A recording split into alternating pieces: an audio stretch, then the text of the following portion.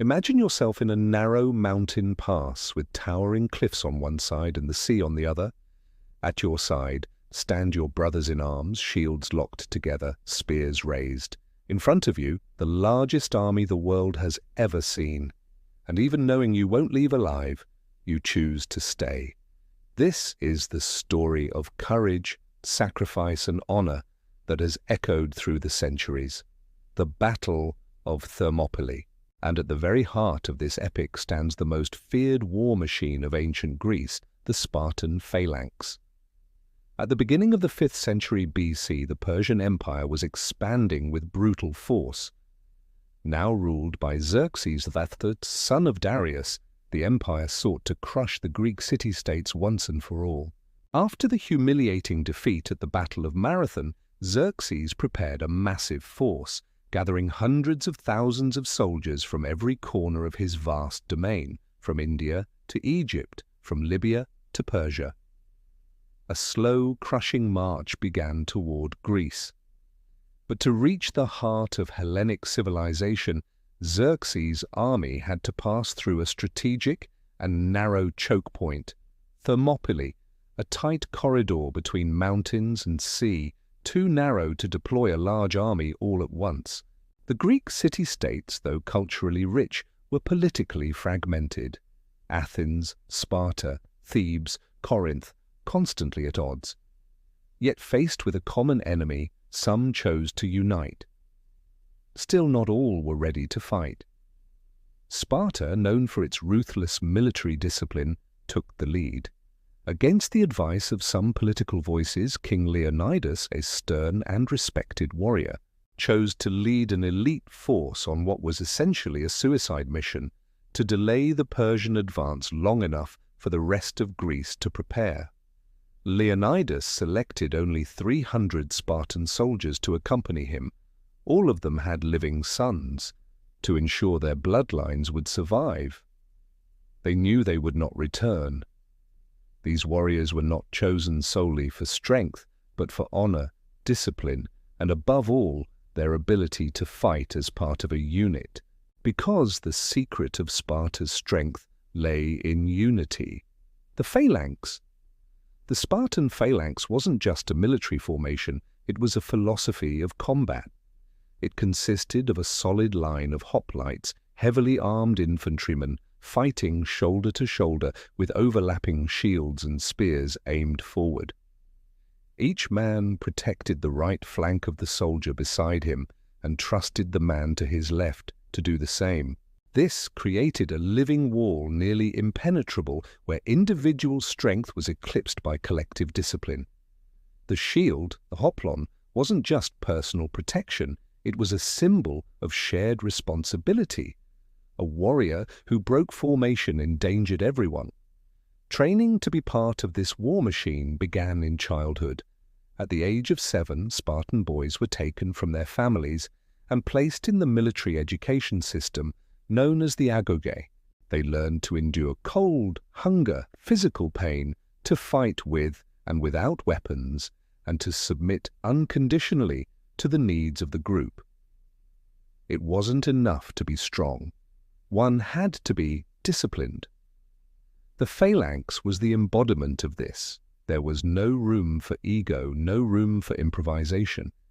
Every movement was drilled, every formation rehearsed to exhaustion.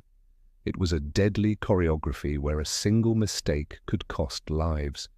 When Leonidas and his 300 arrived at Thermopylae, they were joined by allies from other cities, totaling around 7,000 men. But the leadership and backbone of the resistance lay with the Spartans and their phalanx. The narrow pass was the perfect battleground, tight enough to neutralize the overwhelming Persian numbers, forcing them to fight in smaller groups. Xerxes first attempted diplomacy. He sent a messenger offering the Greeks a chance to surrender, to lay down their weapons and be spared. Leonidas replied with the now legendary words, "Molon labe," come and take them. The first day of battle began with wave after wave of Persian soldiers crashing against the Spartan line, but every charge was repelled. The narrow terrain forced the Persians into tight formations, preventing them from using their numbers effectively. The Spartans, in flawless formation, turned each assault into a slaughter. Their long spears pierced the enemy before they could get close. When a spear broke, they used swords, and when their swords fell, they used fists, rocks, and teeth if necessary. On the second day, Xerxes sent in his elite guard, the feared Immortals, a unit of 1,000 warriors believed to be invincible, but even they were shattered by the unbreakable geometry of the Spartan Phalanx. Meanwhile, Leonidas's men rotated positions, allowing rest and maintaining a fresh line. It was a perfectly synchronized ballet of death. To the Persians it must have seemed otherworldly, as if the gods themselves had trained these men, but no system is without weakness, and the phalanx, so strong at the front, was vulnerable from the rear, and that was precisely where the Persians found their advantage. A local shepherd named Ephialtes, in exchange for wealth and favor, betrayed the Greeks by revealing a hidden trail through the mountains that would allow the Persians to flank the defenders. Under cover of night, Persian troops took the trail and began to circle behind the Greek position. At dawn on the third day, Leonidas was informed. With enemies now advancing from both front and rear, the position was hopeless. He could have retreated. He could have saved his life and those of his men. But that was not the Spartan way. Leonidas dismissed most of the allied forces and remained with his 300 Spartans, along with a few hundred Thespians and Thebans who refused to abandon the fight. This was the final stand. The phalanx would be broken physically, but its spirit would live on. That morning the Spartans fought until the last man. Even surrounded, even exhausted, they resisted. When their spears were gone, they drew swords. When the swords shattered, they used whatever they could: bare hands, rocks, sheer will. The phalanx no longer stood as a line, but every man fought as if it still did. Leonidas fell, but his body was guarded until the very end. His warriors died standing over him. And when it was over, the Persians had not won. They had merely outlasted the most heroic resistance in history. Xerxes defiled Leonidas's corpse in a show of dominance, but the memory could not be erased. Months later, inspired by the sacrifice of the 300, the Greeks rallied. At Salamis, they triumphed at sea. At Plataea, they crushed the Persian army on land. The Persian threat to Greece was ended, and with that, the legacy of the Spartan phalanx was sealed in eternity. Today the word phalanx is used by historians, generals, and tacticians, but for the Spartans it was more than a tactic. It was their soul.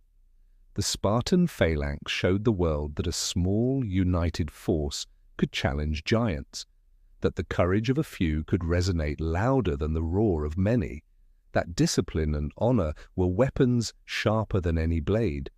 This story survived not by chance. It endures because it speaks to the very core of the human spirit. Because all of us at some point in life will face our own Thermopylae, a moment where we can run or we can resist. And now I ask you, if you had stood beside Leonidas on that final day, would you have stayed? If this story moved you, if it made you reflect on courage, unity, sacrifice, then subscribe to the channel, hit the notification bell, and share this video with someone who needs to hear it.